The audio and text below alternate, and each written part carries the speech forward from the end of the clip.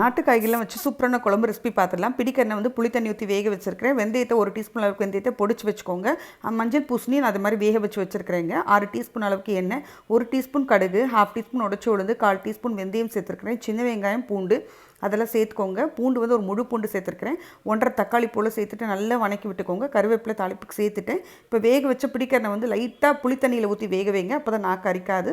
மஞ்சள் பூசணிக்காய் வேக வச்சது, 1 கப் அளவுக்கு வேர்க்கடலையும் நான் வேக வச்சுருந்தேன், அதையும் சேர்த்துருக்கிறேன்.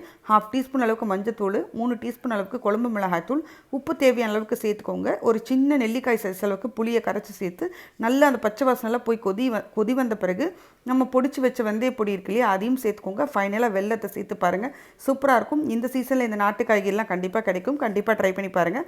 எப்படி இருக்குன்னு கமெண்ட்டில் சொல்லுங்கள். வேர்க்கடலைக்கு பதில் எது வேணாலும் இங்கே சேர்த்து செய்யலாம். எந்த கடலை வேணாலும் யூஸ் பண்ணிக்கலாம். அடுத்தடுத்த இன்ட்ரெஸ்டிங்கான வீடியோஸ்க்கு கண்டிப்பாக சப்ஸ்கிரைப் பண்ணுங்கள், லைக் பண்ணுங்கள், ஷேர் பண்ணுங்கள், சப்ஸ்கிரைப் பண்ணுங்கள்.